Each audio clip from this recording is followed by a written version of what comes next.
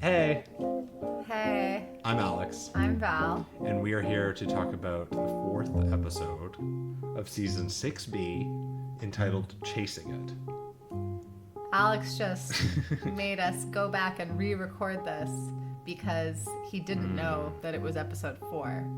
That's not why, actually. It's because of the levels on the microphones.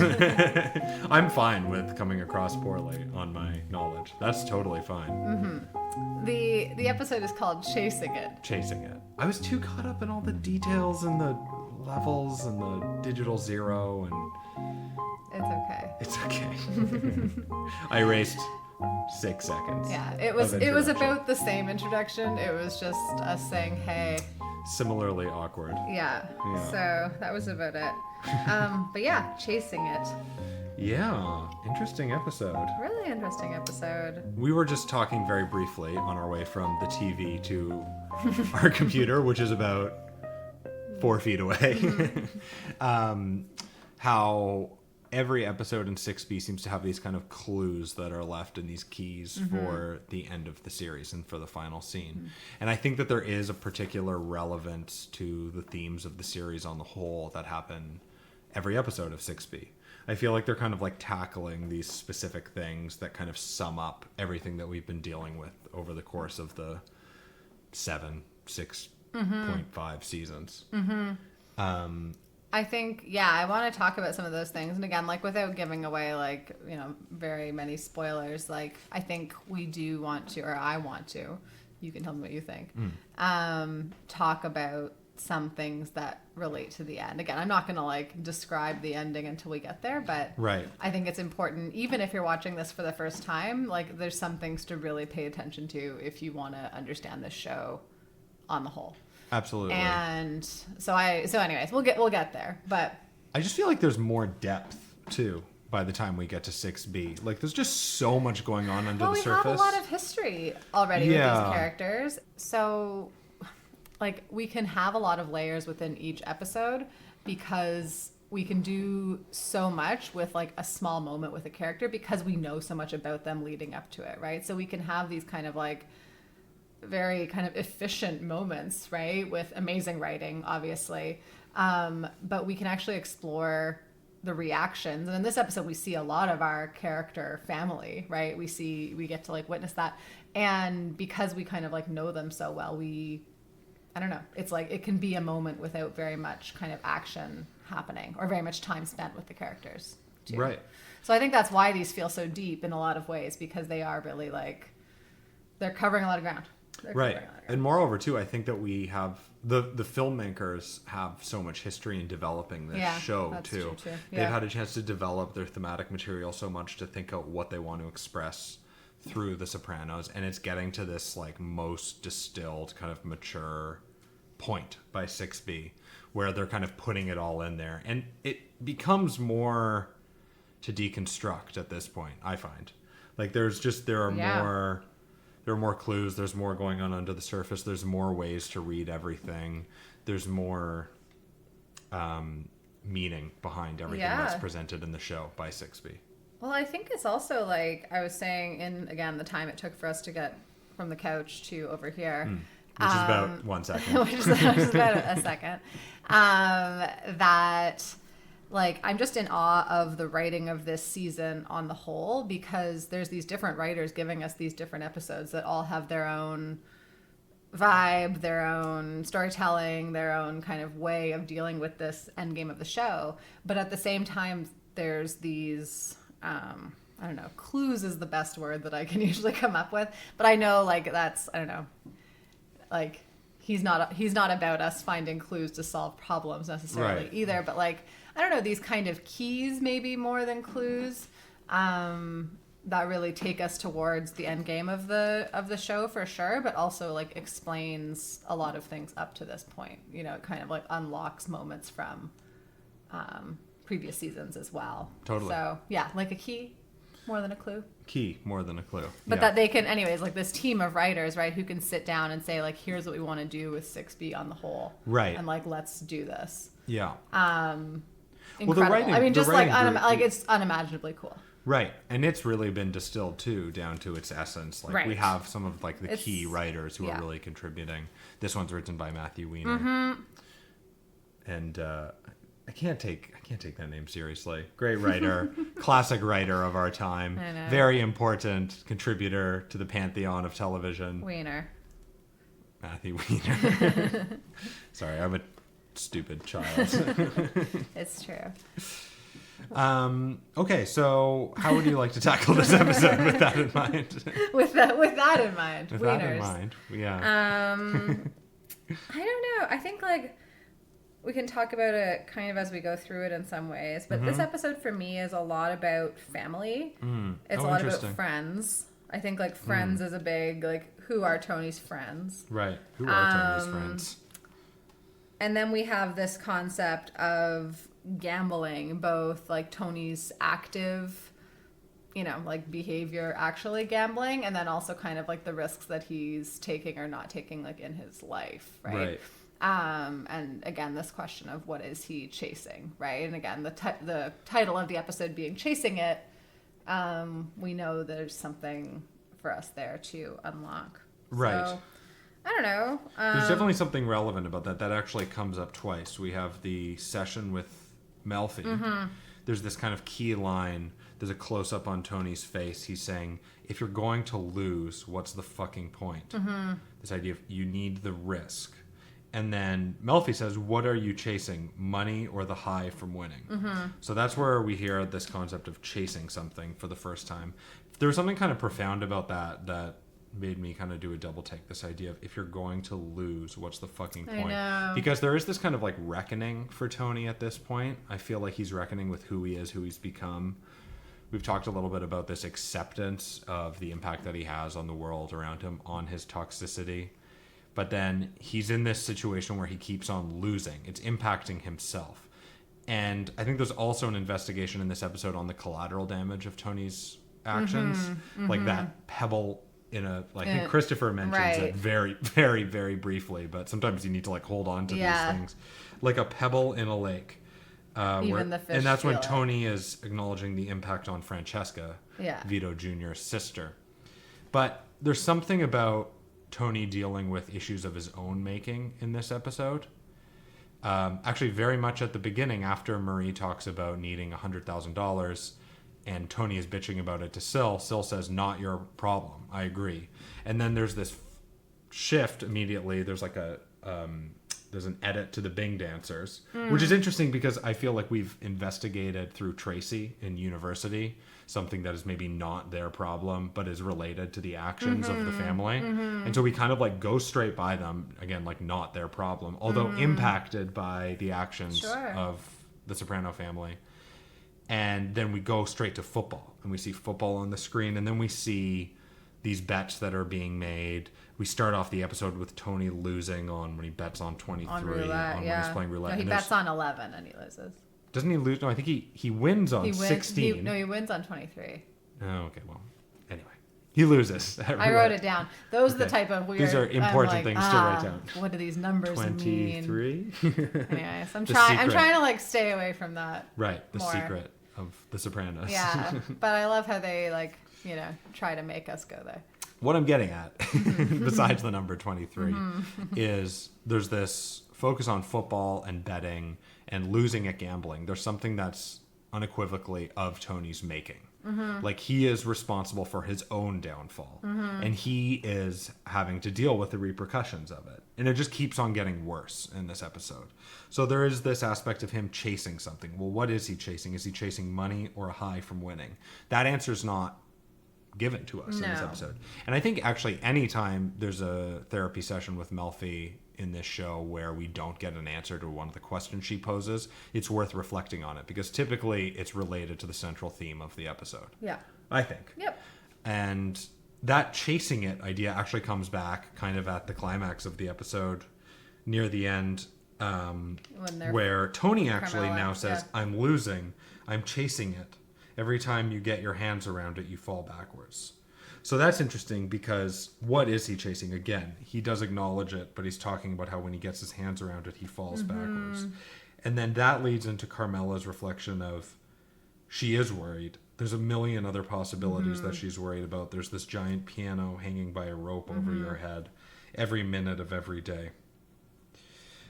And so Tony does seem to be chasing something that is ultimately rather destructive, while at the same time not acknowledging the imminent danger that he's in, and also not acknowledging the imminent danger that he's probably putting his immediate family in. Well, and mob family. Right. Everybody around him. Anyone who knows him. Yeah. Right. So that idea of chasing it, I think, is something that's worth kind of dissecting in this episode. Because what is it that he is looking for? Yeah. Well, and that's one of those, like, who are you and where are you going questions that we've been asking since the beginning of 6A, right? What is he chasing? Where is he going? Where does he see himself going? Right. Because I don't know if it is money or the high from winning. I don't know. I think it's something else that he's chasing. And Melfi's was also asking him kind of like, well, why do you come to therapy? Right. Like, he says that it's an oasis. Is it just the panic attacks? Right. I don't know if I don't know if I trust necessarily like the answers that he gave. I think there is a reason why Tony comes to therapy that's not just as an oasis or right. He does confront these existential questions. Like he does, like, or he did. He did care increasingly and less. There's a reason why I think we have this session with Melfi here now. Like she's asking him to make a choice, and we've been asking Tony to make a choice since he woke up from his coma. Yeah. Right. Like make a choice. Choose this way, choose that way. That we're more comfortable with that. And Melfi's really asking him to make a choice. Like think about if you still want to come. If you do, that there's these rules that need to be followed. Right. So. I mean, and even I think like, and we're seeing, I think, again, who Tony is choosing to be. Right. And we see these kind of little glimmers maybe of this guy who we want to believe Tony is, who, is happy for Carmela about her spec house, or, is kind of this good uncle to Lito Jr. or whatever. I mean, that's a stretch. No, but like it's like again, it's showing us that he's not not those right. things. If we ever had this hope that was something that he did have inside him, then the show is, I think, showing us now that we should stop hoping for that. Definitely. And I mean, I think that moment where Tony calls out Carmela on being a shitty businesswoman who built a piece of shit house that'll kill that baby. Yeah, that also kind of reminds... When I'm gone, you can live in a dumpster for all I care. Yeah. That reminds me of the scene where he really calls out Janice and he really goes against her and is cruel for the sake of being cruel. Tony is able to... He's aware of people around him and their weaknesses, and the fact that he actually goes out and kind of like goes for the jugular and exploits them, I think is the moment where we actually kind of see this deep, depraved side of him. That whenever we see him kind of take things back and kind of walk them back and seek forgiveness, it seems rather manipulative to me. Yes. It seems that he's exercising the same kind of manipulation to just kind of do the right thing and say the words. It's acted so beautifully that you can kind of like... And the way that he acting is also incredible. I know. I think, though, like, the interesting thing about that fight is, like, Carmela knows he's gone off the deep end, kind of. Like, when they're having this fight, you can see her, like, when she turns and she, like, tries to quickly walk away. Like, she's afraid. Right. And, we see in this episode, like, like, different characters' gazes on Tony. Like, Christopher looks at Tony when he says, like, oh, I'm going to bet the whole 100 on... this game. Philly. On Philly. We were just in Philly. It was great. It was great. But, like, so we see these characters, and Hesh obviously kind of, like, sees that Tony's this is, like, not how... well, that made me think, too, when he makes that $100,000 bet on Philly, kind of spur of the moment. He owes Hesh $200,000 and is just giving him his VIG? Vig? I know. Vig? I'm not well acquainted with these terms. That one came up a lot in... but the fact that he had $100,000 just sitting there that he could have given to Hesh. Yeah. And yet he's just betting it on a Philly game. I know. So just something to kind of keep in mind during a scene like that. Yeah. He's fully in control. He's fully able to do the right thing. No, and he I know. chooses not to, But, which is important. Yeah. No, I think like what I'm trying to say for Hesh, and again, like kind of going back to like being friend, like what I was saying about like what is a friend and who is family kind of thing. Like there are these people who can see that Tony's going off the deep end. Yeah. Melfi being one of them also. That this is not... I don't know, actually. I feel like know. Melfi maybe is, but I also feel this like increasing indifference from her. First of all, even her placement in the episode, we barely see her. Yeah. And when she's there, I think she's just kind of over it. I've been I getting think that she is feeling too. for a while. Yeah. I think it's like she's a little bit indifferent, and maybe she recognizes the issues, but more than anything, she recognizes that Tony's just not committed. And that's why she says, you need to make a decision right now. Yeah. That's my interpretation of her relationship well, with she Tony doesn't at want this to work moment. with someone who isn't trying to change. Right. Right? And I think that's the thing is she sees more and more like what like and that's why it's like what are you here for? Right? Like why do you come? Because I don't think it no longer seems like he has an interest in bettering himself, right? He seems to have an interest in making things a lot worse for himself. Right. And becoming more and more reckless and kind of like chasing this high more and more. Right. I think Christopher also like sees that kind of like almost addict type personality in it too. Like Christopher knows because he's been through it, what it looks like to kind of go off the deep end. Right. And be reckless and again chase a high, right? Like a different kind Totally. of high, but Right. That idea of chasing it could be different from character to character. Sure, like, but everybody's got it. Everybody is chasing it. Yeah. Right. In their own way. David chasing it. David chasing it. Absolutely. There wasn't, I mean, because that Melfi scene is so short, there's not that much there, but there was a couple of the things that I thought that were particularly relevant. This idea of he hasn't had a panic attack since his uncle shot him, I think it gets revisited in the episode after he loses the huge bet on, was it Gold Meadow? Meadow Gold? Meadow Gold, yeah. Anyway, the horse with Meadow in its name. Great betting strategy. Clearly that's going to work out. Yeah, especially when he's like, come on, Mad. Meadow Gold, I wrote it down. But then there's this panic attack, like slowdown. Afterwards. And we don't see if he actually like passes out or anything, but it seems like he doesn't because he it comes continues to. and he keeps talking. But it's almost like maybe he is seeking that lack of control or something. Yeah. Because I think that control is such a key aspect of this episode and is a theme that's been investigated in the show in general. And is actually more and more as I'm watching more film and dissecting this, I feel like that idea of control is like really such a central theme that gets investigated in film all the time. There are so many classic works where I feel like that is kind of like the central aspect of the movie that's kind of happening underneath the surface. And we have talked about it quite a bit in this show, but I feel like, and in fact, like Phil Leotardo, I think we actually see him with a cigar early on. right, like kind of blowing it asserting in Tony's himself, face blowing too. it in Tony's face, which is a symbol that we've talked about before. But Tony seems to be kind of trying to gain control in this episode, and yet at the same time is ironically completely losing control. And sorry, go ahead. Well, just to finish my thought, like there's this parallel between Tony and Vito Jr. and their relationship with control at this moment.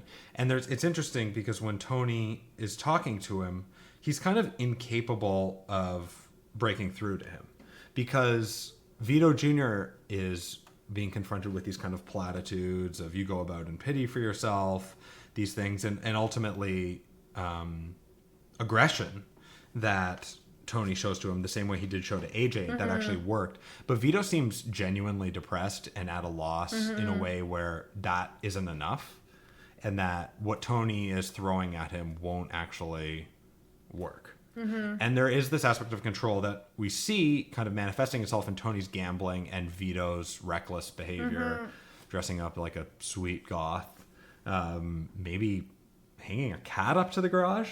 Not good. I don't like that. But taking a shit in the shower.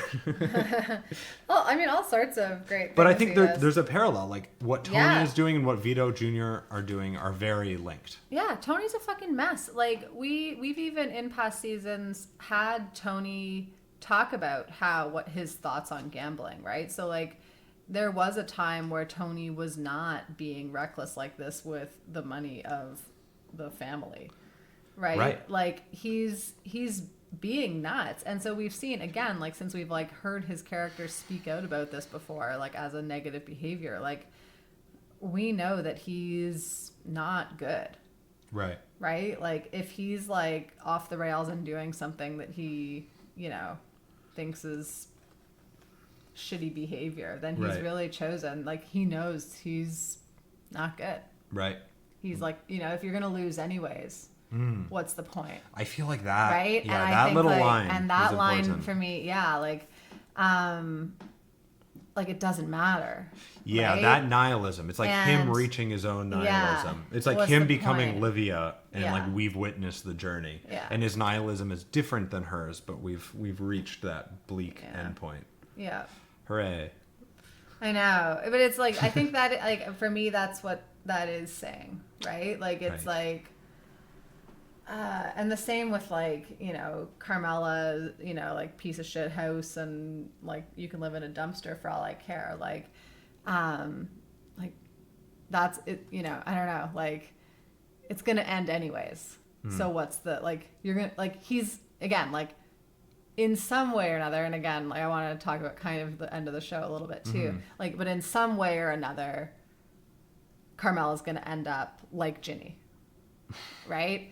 Like, not to be really Oh dark. God, this is the point. This is the point of the show. You where know, we but get like sad. this is the thing, right? Like it's like one way or another, that is the outcome of this, right? It might be tomorrow, it might be in 8 years. We've heard in the 10 saying years. before, like there's only two ways out of this, either in jail or in the ground. And so we know that that's inevitable. So again, if you're going to lose anyways, what's the point?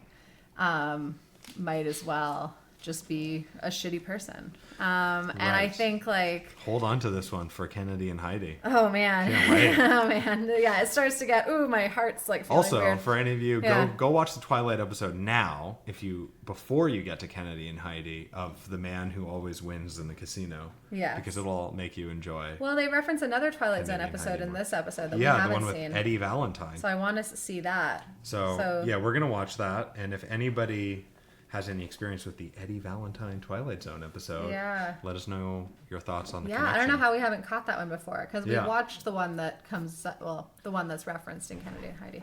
Or it's actually not. it's not overtly referenced in, but it's very much like it. Anyways, Right. what I was wanting to say was, again, going back to that, like, that concept of it's going to happen some way, might be now, might be later. I think that that fight with Carmela, when she's like, you just got shot, like, who is out there, Tony, right? Like, is it someone coming to shoot you? Is it the FBI coming to take you away? Or the million other possibilities, like this giant piano hanging over your head?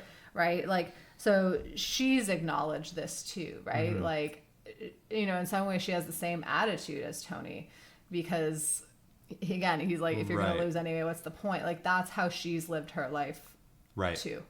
Right? Like, she's always known that that's the outcome. Right. And so she worries all the time, or she's up at night all the time. But like, that's the life that she has. Anyways. Yeah. So yeah, like these, like, I don't know, these things in this episode, again, I think they link really strongly to the final scene of the final episode. And there's a lot of, like, I mean, people like to focus on that final scene of the final episode, and there's more connections to this than just the ending. Like, we can look at this throughout the show, kind of like, when did characters realize that they were culpable in this immoral, violent world, and how do they come to terms with that? Right. So we've seen this journey throughout the show for characters, right? And like that, the moment they come to that realization, like, this is how it's going to end for me. Right. I I don't know. Yeah. Anyways, water. Water often linked to that as well, and we had some water in this episode too. So. What was the water that you're thinking of? I think like the shower for Vito Jr. Because I think he's also like making a choice about who he's going to be in that moment too, or like trying to gain control maybe. Also. And also maybe rejecting his ablution. Like we've had showers being points of redemption for characters, and he actually goes the complete opposite direction by literally taking a shit in the shower. Taking a dump. And then we have Carmela when there's that storm the night she's closing on, or the night of the inspection of her spec house. Right. When she calls her dad. Right? Because she's worried, right? She has this weight on her. But she doesn't choose to, like, tell her cousin Brian about this or not sell them the house, right? Like, she's made this choice pretty loud and clear, too, that for her it was about the money. Yeah, which is interesting. And, like, that... And even Tony says that. Like, he's like, Brian's fucked people over all his life or something. I don't know. Like, Tony, like, makes a case for it. Classic mobster. Yeah. Rationalization. But yeah, I don't know. We just have these characters like we really see who they are. Yeah, that aspect of money too, that's also the thing that creates this first rift. Yeah. No, between Carmela and Tony in this episode. Sure. Like it's that moment where Carmela says, I thought this was my money. Right.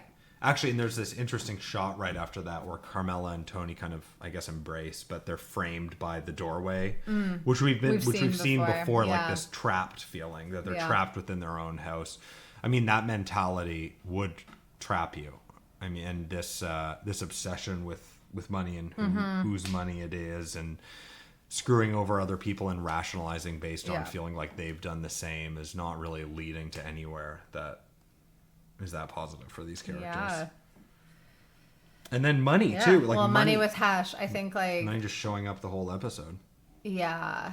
And again, like, Tony's recklessness, but then also like the way he uses it to hurt people, right? Which like gosh, like to go to like Hesh's partner dies and then you go and you like leave a bag of money in front of him on the table. Sorry for your loss. Like that was cruel.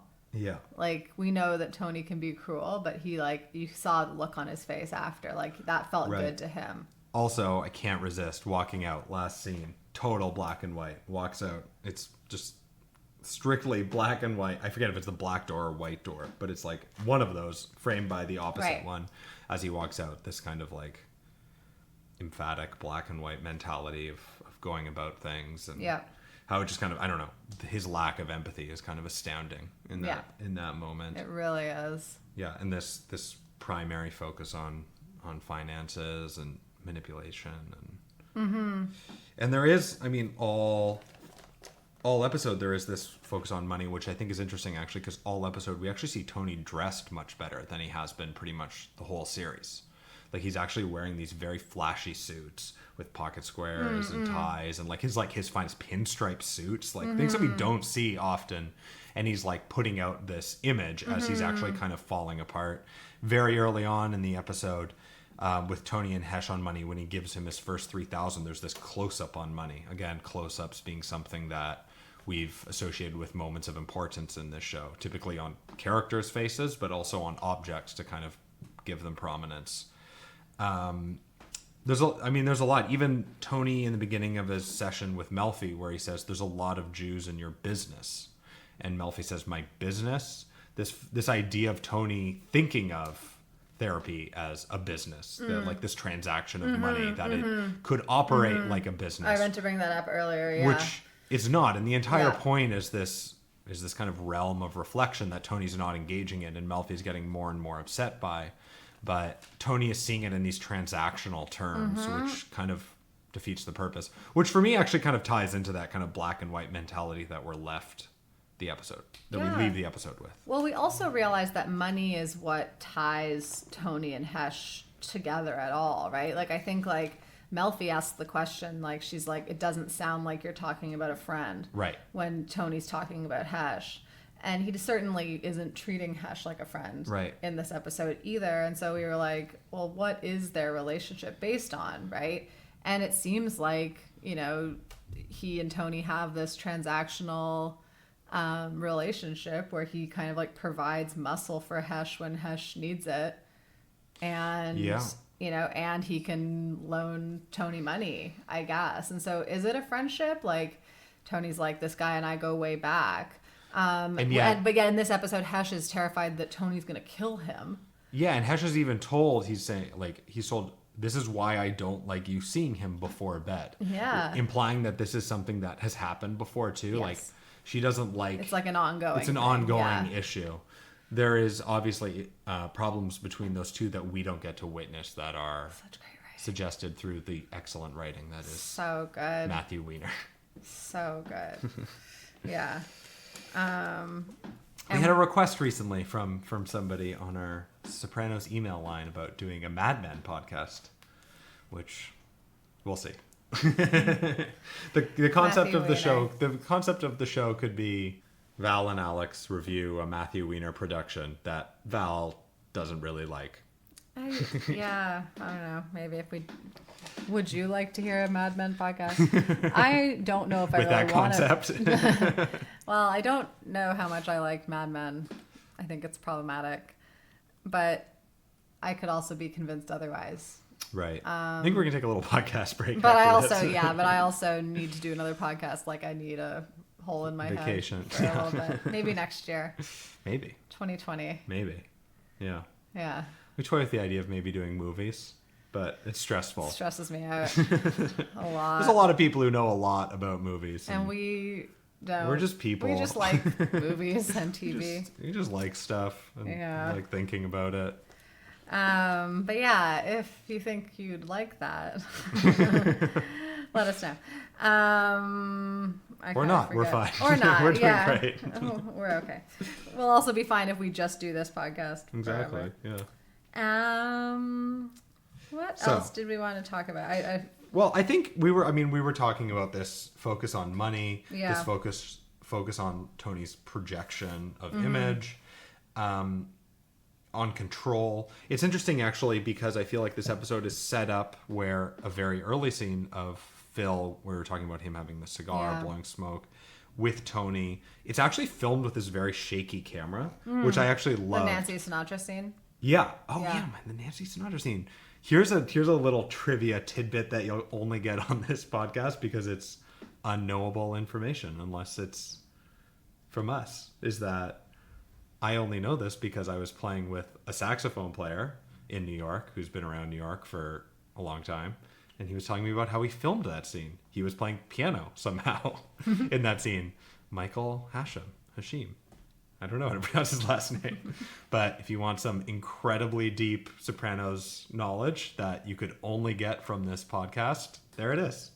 He's playing He's playing piano. And now when we watched this episode, I realized all of the musicians are blurred out, except for Nancy Sinatra. So there you go. Wow, Alex, that was such great trivia. Well, what can I say? It's one of the rare times where Sopranos and my real life overlap. So did he get to, was it live or did they film them separately? Remember. Was he in a room with James Gandolfini and all those guys? Yeah, he was, and he said that they all sounded like they are in the a lot of them sounded like they are on the show. I think he said Tony Sirico. It surprised him. He was basically it was like listening to Polly. Right. Yeah. That doesn't surprise me. Most of his stories were about hanging out with Nancy Sinatra. I think he was more excited about them. I had all these questions about The Sopranos, and it mostly went into music, which is cool. I like music too. I guess it's fine. Whatever. Yeah. I mean, you can talk about music anytime, really. Right. Yeah. The only thing I don't know where you're at. Mm-hmm. Where am I at? Where are you well, at? Sorry, I got put off track with music. The band, Phil the right. Well, we have the cigar this control. Shaky, okay. Yeah, this shaky we had to backtrack control. for a Thank second. you. Wow. Okay, Good sorry. job. Yeah. I was completely lost at sea. But the shaky camera work, this reflection of how Tony actually is very out of control at this moment. Yeah. It's a time where we've seen that before also. Yeah, Phil actually is asserting himself. Tony does not have the upper hand here, and he's maybe trying to get control by gambling and getting a sense of being able to take command of something. Mm-hmm. And it is very destructive, and ultimately he is just falling back further and further as he's chasing it, much like an addict would. it is basically the actions of an addict. But at the end of the day, there is this untalked about piano hanging over his head that isn't really dealt with in this episode. And so, I mean, I think that's very relevant because it is a moment where Tony is fundamentally out of control. Right. Somebody is controlling the situation over him. I see what you mean. Yeah. No, I think you're onto something. There is a lot of talk between Tony and Phil as well to Vito Jr. about how he should be acting, and it seems to kind of fall on deaf ears. This idea of... Well, for Phil, like, be a man. Be a man, and for Tony, be the man of the household. Yeah, both of them. Right? And it's just not really... Like, that kind of, like, 1950s mantra just doesn't really seem to work to Vito, who has been affected by the damage and toxicity of these people and what they've done. Phil saying, she cries for you, your mother. That was an interesting moment for me because as he says, she cries for you, there's a close-up on Vito Jr.'s face, this idea of crying, something that we've looked at important moments for particularly Phil Leotardo, for Tony, for other characters. That idea of crying really affecting the people in Sopranos world and how that actually does seem to resonate with Vito Jr.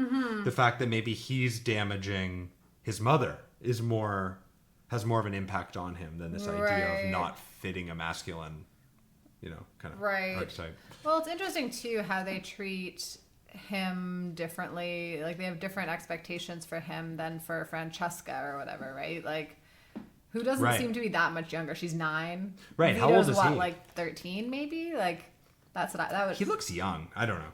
He's pretty young. Like 7th or 8th grade. He's a young goth. He's like a little goth. Little guy. A little goth. They mature later. But, like, there's different treatment, right? Like, he has this responsibility to be the man of the house, blah, blah, blah. But with Francesca, or is that her name? That's what I thought. Yeah, okay. Sorry, I second-guessed myself for a sec.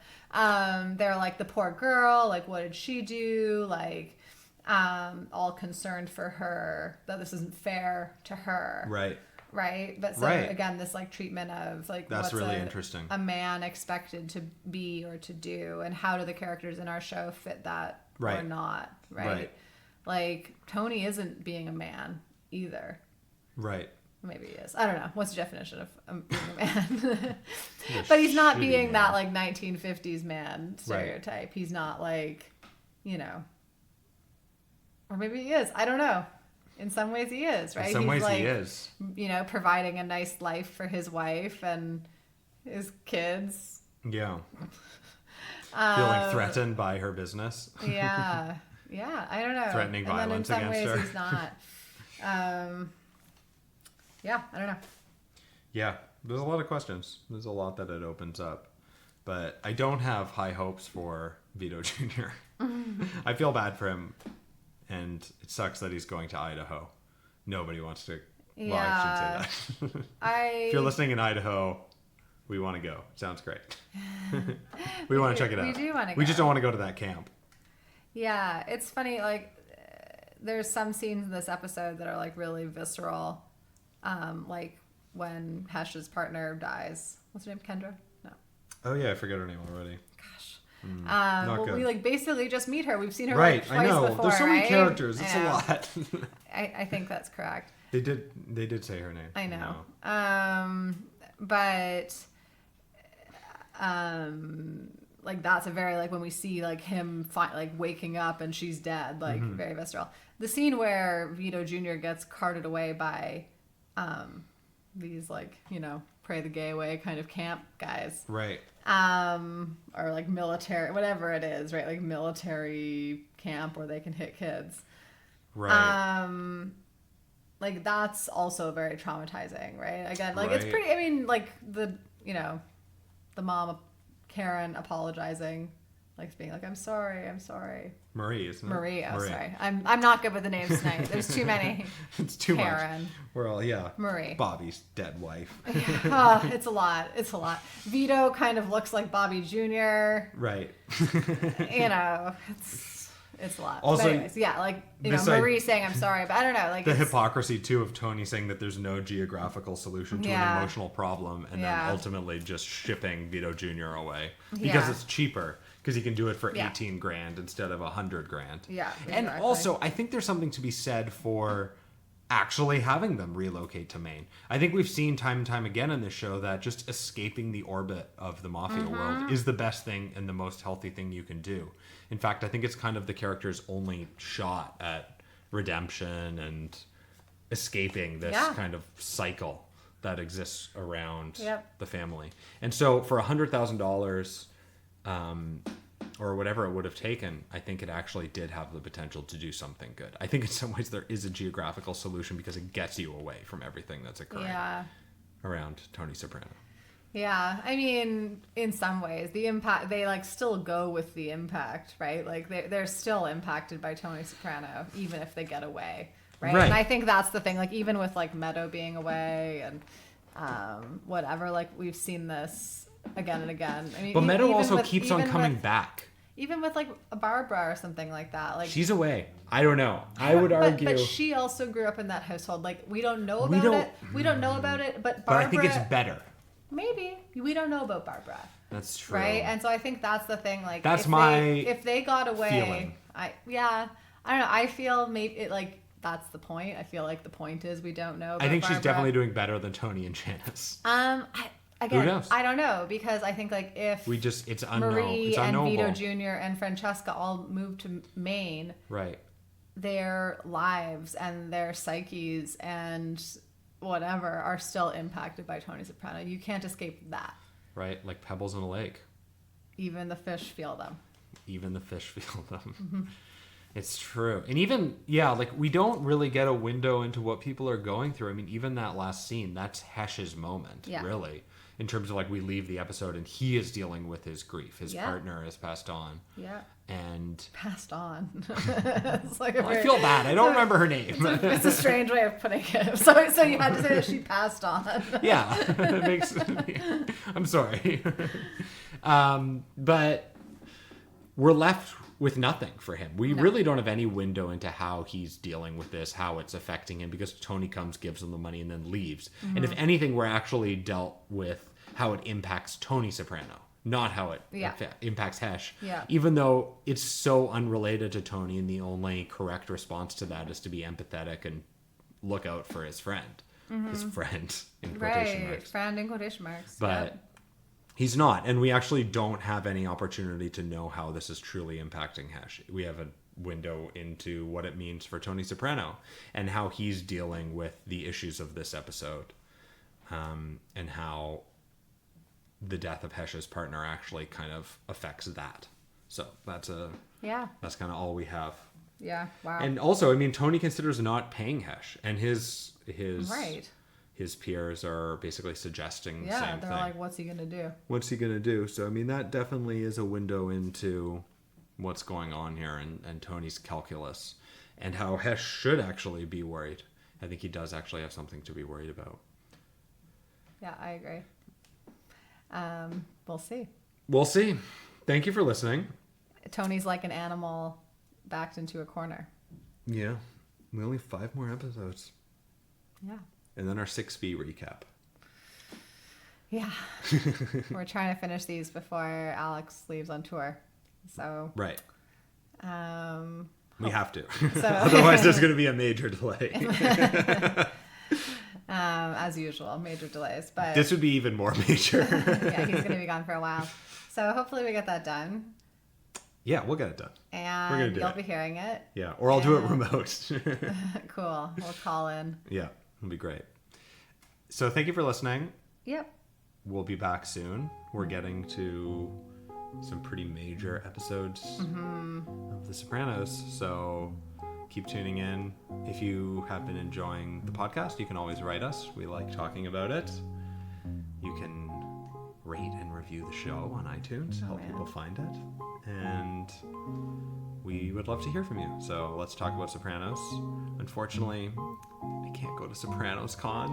The first Sopranos Con. You said this last week. Well, it's a big deal. It makes me very sad. I would have liked to have gone and met all the Sopranos fans. I know. But I can't. I'm not here. Anyway. I know. So you'll have to email Alex. So he feels like he went to Sopranos Con. Please do. Thanks for listening. We'll see you next time. Bye. Bye.